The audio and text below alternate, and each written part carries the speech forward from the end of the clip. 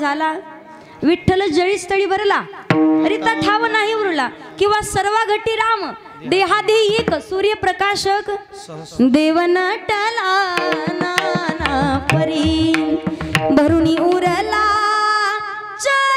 चराचरी देव नटला नटला नाना परी देव नटला नाना परी भरुणी उरला चराचरी। संत सावता महाराजांचा अधिकार आहे। सावता महाराज सांगतायत भगवान परमात्म्याने महिला मंडळ जे काम दिलंय ते काम प्रामाणिकपणे पार पाडा हाच खरा परमार्थ आहे। पुरुष मंडळ मला सांगा तुम्ही करता का प्रामाणिकपणे काम करता का? बोला ना। कीर्तन ऐकता का प्रामाणिकपणे?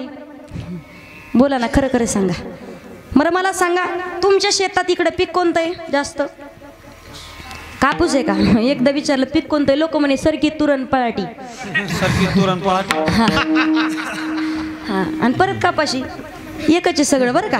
कापूस आहे ना, स्वतःच्या शेतात जरा कापूस जास्त फुटला सकाळी तुम्ही किती वाजता जाता शेतामध्ये? 7 वाजता। वा काय लेकरांनी उत्तर दिले भारी, त्यांना माहिती आपली आई कधी जाते तर लेकराला झोपेतच टाकून 7:30 8 आणि लई जर आळशी बाई असेल नाहीच काम उरकलं तर 9 वाजते बरोबर का।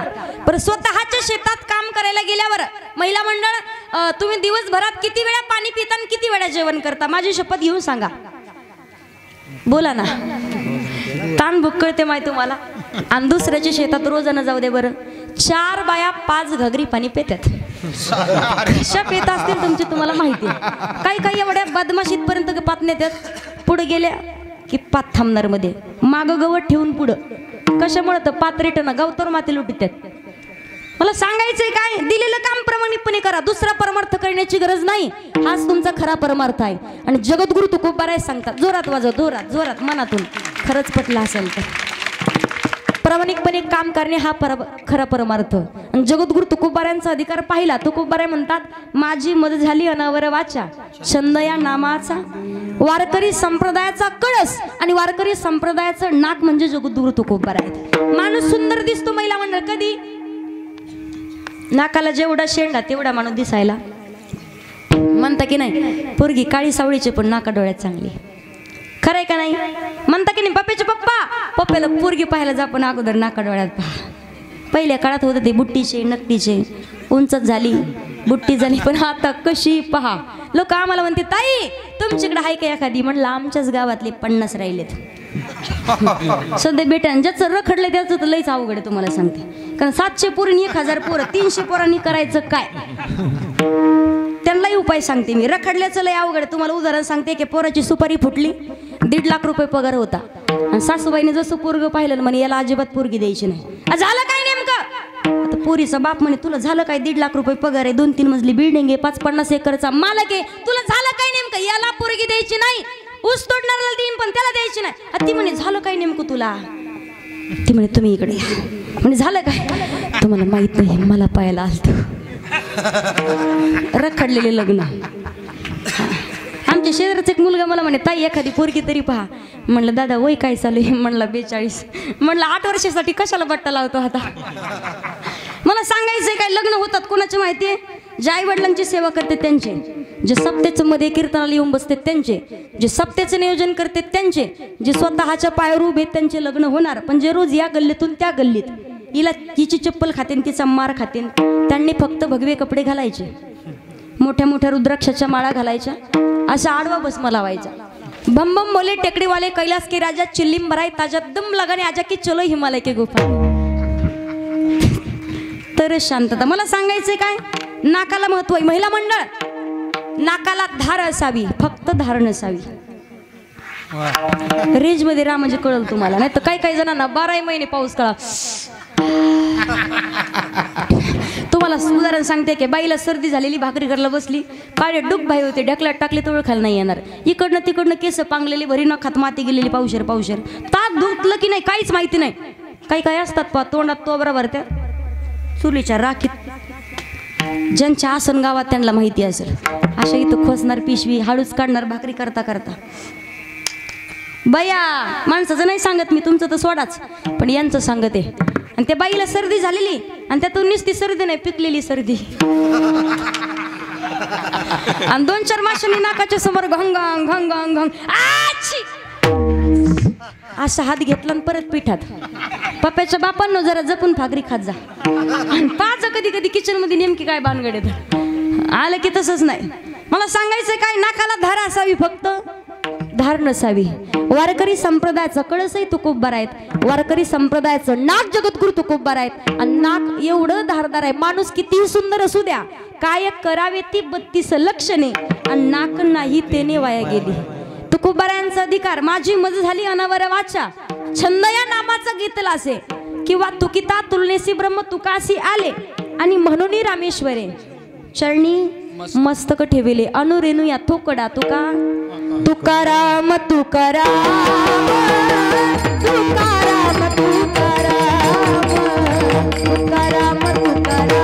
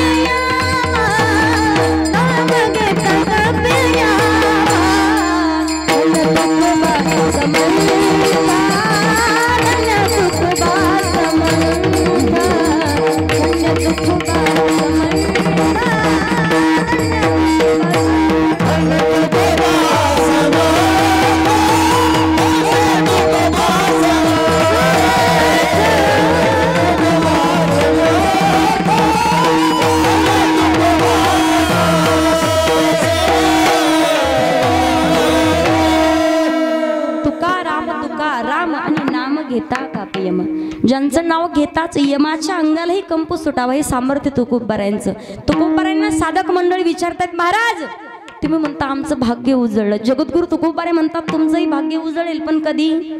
तुळशी माळा गळा, गोपी चंदन टिळा, हृदयी कळवळा.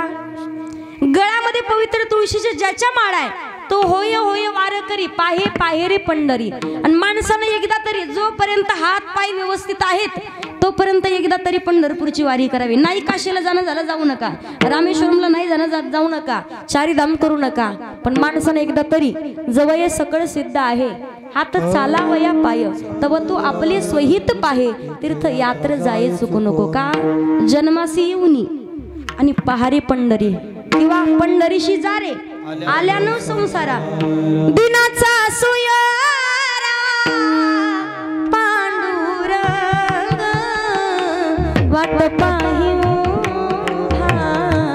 भेटेची आणी. महिला मंडळ जगाचा मालक भगवान पांडुरंग परमात्मा वाट पाहतो, पण त्या जन्माला आलोय ना लक्षात ठेवायचं. पवित्र तुळशीची माळ गळ्यात का घालायची? का घालायची माळ गळ्यामध्ये? तुम्हाला उदाहरण सांगू. एक बकरी होती पहा, बकरीला एक कसाही कापत होता. कळतंय ना मराठी? तुम्हाला कळलं पहा मुलांना, ऐका. बकरीला एक कसाही कापत होता, पण कापत असताना बकरी हसायला लागली.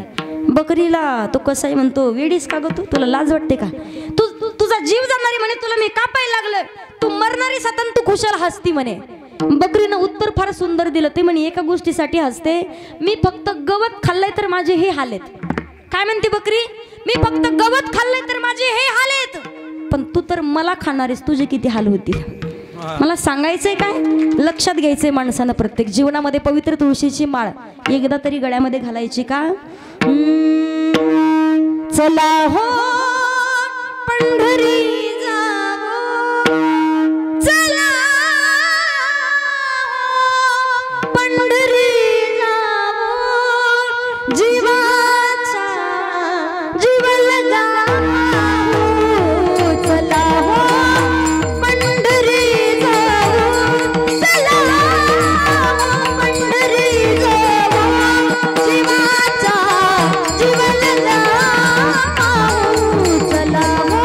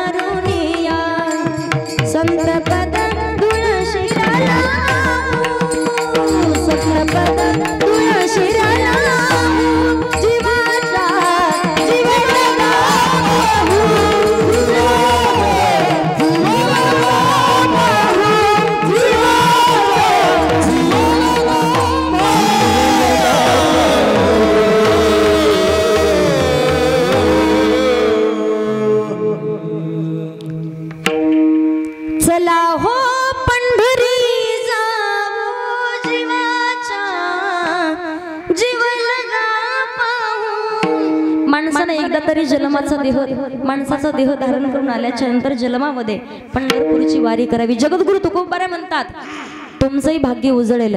माझं भाग्य तर उजळलंच पण त्याचबरोबर आमची चिंताही वारली. अभंगाच्या पहिल्या चरणामध्ये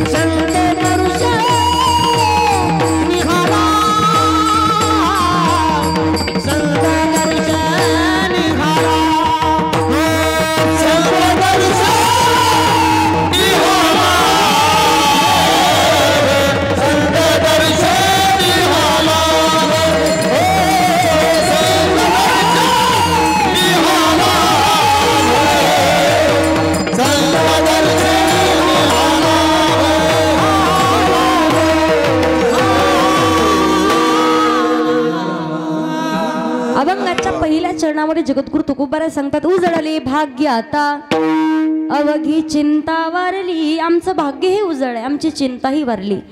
मला सांगा महिला मंडळ पुरुष मंडळी तुम्ही म्हणता पा उजळले भाग्य आता पण म्हणता कधी बोला ना. बायको भेटली तर घरामध्ये एखादी सून आली तर गाडी बंगला जमीन जुमला प्रॉपर्टी धनदौलत जर भेटली तर म्हणता उजळले भाग्य आता. म्हणू नका असं माझं मत नाही पण संत महात्मे सांगतायत भाग्य तरी नोहे धन पुत्र दारा निकट वास बरा संतापाई. लेकरू झाल्याच्या नंतर म्हणा तुम्ही उजळले भाग्य आता पण लेकरू तसं पाहिजे की नाही. आजकालच्या लोकांना फक्त दारात येऊन म्हणावं एखाद्या बाईला तुझं पोरग नोकरी लागेल तुझं असं होईल तुझं तसं होईल एक पोराला 1.5 लाख रुपये पगार होईल 5-50 एकर जमीन घेताल 2-3 मजली बिल्डिंग बांधताल द्या 50 रुपये. तुम्ही 50 काय 500 रुपये द्यायला तयार होता खरे की नाही. आणि कधी कधी विचारणार कोणाला हात दाखवता पा. मला सांगायचंय काय हात दाखवल्याच्या नंतर जर आपलं प्रारब्ध समजत असेल आपलं भाग्य समजत असेल आपलं भविष्य कळत असेल तर ज्याला हात नाही त्याला का भविष्य नाही का. कधी कधी पाहतो आपण ज्याला हातही नाही ज्याला पायी नाही त्यांचंही भविष्य घडलेलं असतं. अगदी क्लास 1 अधिकारी सुद्धा आहेत ज्यांना हात नाहीत ते हात दाखवण्याची गरज नाही कोणाच्या समोर. मला म्हणतात काही काही एक आजी माझ्याकडे आल्या मला म्हणत आहे ही घ्या 2000.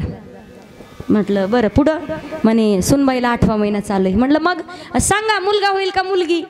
म्हटलं आजी तुम्हाला काय पाहिजे म्हणे नातू पाहिजे ताई मुलगा. म्हटलं आजी 100% मुलगा होईल. आजी म्हणे ताई मुलगा नाही झाला तर. म्हटलं मुलगी होईल दुसरं काय होणार आहे.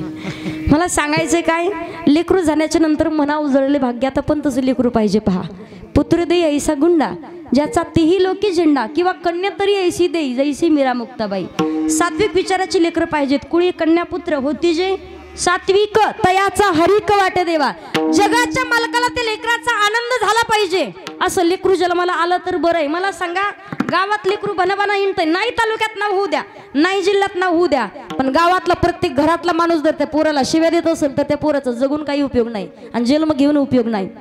नाही तालुक्यात नाही जिल्ह्यात पण गावात तरी प्रत्येक माणसानं नाव चांगलं म्हणून घेतलं पाहिजे की संस्कारी पोरगई म्हणून. मला सांगायचंय काय, चांगल्या विचाराचं लेकरू. आज सगळ्या महाराष्ट्रात एका मुलानं नाव केलंय, त्यांचं नाव एवढं मोठा फोटो नाही येतं, कसे हात दाखवते तुम्हाला. कुठेही जाऊ द्या हो, गावाची सुरुवात जरांगे पाटलाच्या बॅनर शिवाय नाही आता. कारण आम्ही अवघ्या महाराष्ट्रात फिरतोय सध्या, पाटील हायतच रस्ता दाखवायला आम्हाला कुठेही. मला सांगायचे काय, एखाद्या डॉक्टराच्या मुलानं डॉक्टर होणं मोठी गोष्ट नाही, वकिलाच्या मुलानं वकील होणं ही मोठी गोष्ट नाही, पण एका ऊसतोड कामगाराच्या पोराला, शेतकऱ्याच्या पोराला अवघ्या महाराष्ट्राने डोक्यावर घेणं ही लाखातली एक गोष्ट आहे. आज आपण पाहतोय अवघ्या महाराष्ट्रामध्ये जरांगे पाटलाचं नाव आहे का, असं लेकरू पाहिजे. आज अवघ्या महाराष्ट्र नाव घेतोय, पण आत्ताच नाही, ते 25 वर्षापासूनचा कालावधी आहे. उपोषण केलंय, आज प्रत्येक माणसाच्या हृदयामध्ये नाव कोरलंय. पहा, माणसानं जगावं कसं, छत्रपती शिवाजी महाराजांकडून शिकावं. माणसानं मरावं कसं, धर्मवीर संभाजी महाराजांकडून शिकावं. आणि माणसानं लढावं कसं, हे जरांगे पाटलाकडून शिकायचं. आज अवघ्या महाराष्ट्रात पाटलांचं नाव आहे का, त्यांच्यासाठी म्हटलं पाहिजे. उजळले भाग्य आता दुसरं लेकरू जन्माला आलं तर, छत्रपती शिवाजी महाराजांसारखं लेकरू असेल तर. कारण लेकरासाठी, बहिणीसाठी, भावासाठी लढणारे अनेक आहेत, पण समाजासाठी लढणारा एकमेव फक्त जरांगे पाटील आहे. म्हणून काय सांगताय मला, आज अवघा महाराष्ट्र छत्रपती शिवाजी महाराजांचं नाव जरी घेतलं तर प्रत्येकाच्या अंगावरती काटे उभा राहतात. पहा, पण छत्रपती शिवाजी महाराजांच्या नंतर आज एखादा माणूस, प्रत्येक माणसाच्या घरात एखादा माणूस स्वतःच्या आजोबाचा फोटो लावायचा विसरल, स्वतःच्या बापाचा फोटो लावायचा विसरल, पण छत्रपती शिवाजी महाराजांचा फोटो प्रत्येकाच्या घराघरात आहे. म्हणून आज अवघ्या महाराष्ट्रामध्ये पद्य फक्त एकच, चला उठा रे उचला भगवान, चला उठा रे उचला भगवान, दैन्याता संपला, जरा दैन्याता संपला, आला ला ला ला गडात भगवान आला, आला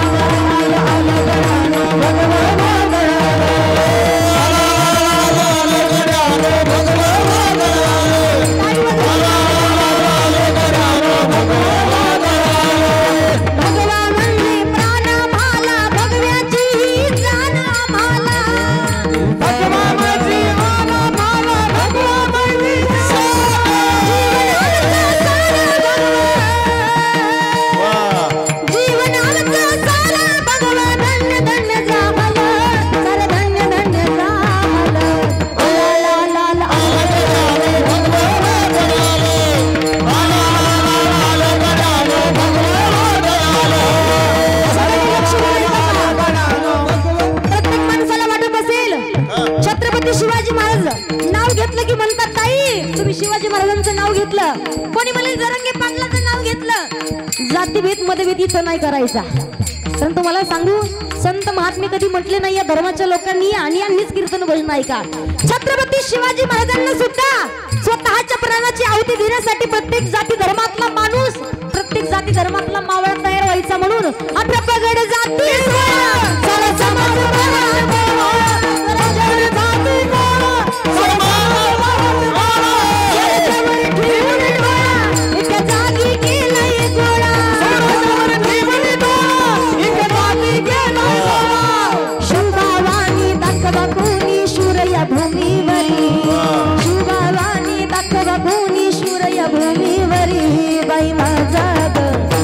शुभरा जाग असला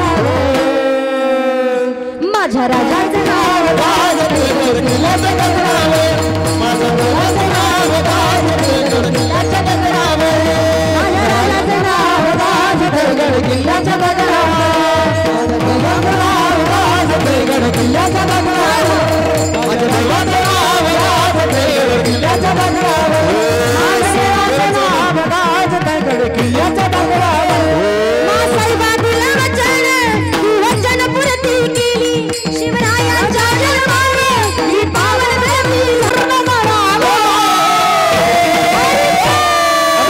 जय बाबाचा बाप आणि शिवराय जन्मला ओ बाबाचा बाप आणि शिवराय जन्मला ओ बाबाचा बाप आणि शिवराय जन्मला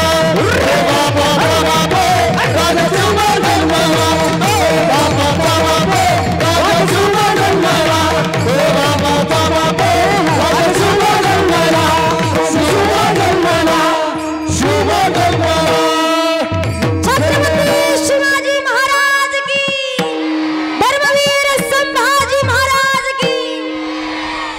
जय हो एकदा छोट्या दादासाठी जोरात टाळी वाजवा बाद.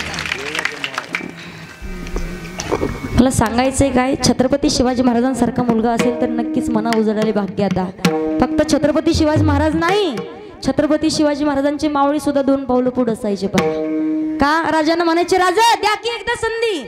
कशाची मरायची संधी मागायची, जगायची नाही. तुम्हाला उदाहरण सांगते, एका मावळ्याचे कोपऱ्यापासून हात आणि गुडघ्यापासून पाय तुटले. छत्रपती शिवाजी महाराज त्याला भेटण्यासाठी त्याच्या झोपडीवरती गेले तर डोळ्यात पाणी आलेलं होतं. राजा म्हणतात, का रे तुझ्या तलवारीचं नाव भवानी आणि तुझ्या डोळ्यात पाणी? मान्य मला, माझ्यामुळे तुझा संसार उद्ध्वस्त झालाय, रस्त्यावरती आलाय तुझं प्रपंच, पण आयुष्यभर तुझ्या संसाराला तुझ्या लेकरा बाळांना सांभाळण्याची आणि तुला सांभाळण्याची जबाबदारी माझ्याकडे, डोळ्यात पाणी आणू नकोस. त्या मावळ्यानं उत्तर फार सुंदर दिलं. 2 पावलं पुढे होता. राजा हात तुटले म्हणून रडत नाही, राजा पाय तुटले म्हणून रडत नाही. हात आणि पाय तुटलेत याच्या मला वेदना होतात यासाठी रडत नाही. मी आता संसार करू शकत नाही याच्यासाठी डोळ्यात पाणी. राजा ऐका ना, राजा एकाच गोष्टीसाठी डोळ्यामध्ये पाणी आहे की या महाराष्ट्राचा राजा माझ्या झोपडीत आला असताना देखील त्याला मुजरा करायला मला हात शिल्लक नाही याचं दुःख वाटतंय राजा, म्हणून मी रडतोय. राजा मला सांगायचंय काय, असं लेकरू असेल तर नक्की काय हरकत आहे उजळले भाग्य आता म्हणायला. मुलगी पाहिजे झाशीच्या राणीसारखी, राजमाता मासाहेब जिजाऊंसारखी मुलगी पाहिजे, संत जनाबाईंसारखी, संत मुक्ताबाईंसारखी, संत बहिणाबाईंसारखी, संत सोयराबाईंसारखी. असं मुलगा असेल ना, अशी मुलगी असेल तर नक्कीच म्हणा उजळले भाग्य आता. पण आजकालचे लेकरं पाहतो आपण, घराघरामध्ये भांडण जर चालू असेल, सख्खे भाऊ आहेत, एका ताटामध्ये जेवल्याशिवाय कधी एकमेकांचं पोटही नाही भरलं, पण तरी सुद्धा एका भावाचं लग्न होऊ द्या, दुसऱ्या भावाला आपोआप भाऊजाई बाजूला काढती. पहा काहीच नाही, संध्याकाळच्या वेळेला रूम मध्ये जाणार मालकाला एकच म्हणते, तुम्हाला माहिती काल काय झालं, तर असं अवघड झालं पाहिजे, काय सांगू तुम्हाला, झालायचं अवघड, काहीच करा नाही, कुणाचं हक्क अवघड. बरं का गुरुजी, असे कीर्तन संपवण्याच्या बाहेर निघू द्या फक्त मंडपाच्या. काय सांगितलं कोणी पोरीने, काहीच नाही कळायचं. घराघरात भांडण आहेत तुम्हाला सांगते. आजी पहिल्या काळात भाकरी किती फुगायच्या माय, भाकरी तुम्हालाच विचारते. हा कुंक एवढा असं भलं मोठं रुपया एवढं कुंक लावतात, तो नथीचा गाडा हाय का इकडं, गाडा नाकात आसन, तो गाडा उचलायला 1 जण लागते चहा प्यायचं म्हटलं तर. टुपकून जर चहात पडला तर सगळ्या चहा अंगावर. पहिल्या काळात भाकरी फुगायच्या, अशा फुगायच्या पहारावरती चुलीवर भाकरी केलेल्या. आता भाकरी करणारे फुगत आहेत, भाकरी नाही राहिल्या आता. घराघरात भांडणं. तुम्हाला सांगायचंय काय, मुलगी जर संस्कारी पाहिजे. जगद्गुरु तुकोबारे म्हणतात, आमचं भाग्य उजळलंय. कधी माग शुद्ध दशमी पाहुणी गुरुवार केला अंगीकार तुका म्हणे, किंवा बाबाजी आपुले सांगितले नाम मंत्र दिला रामकृष्ण हरी. जेव्हा गुरु स्वप्नामध्ये आले, रामकृष्ण हरी हा मंत्र दिला, तेव्हा आमचं भाग्यही उजळ, आमची चिंताही वाढली.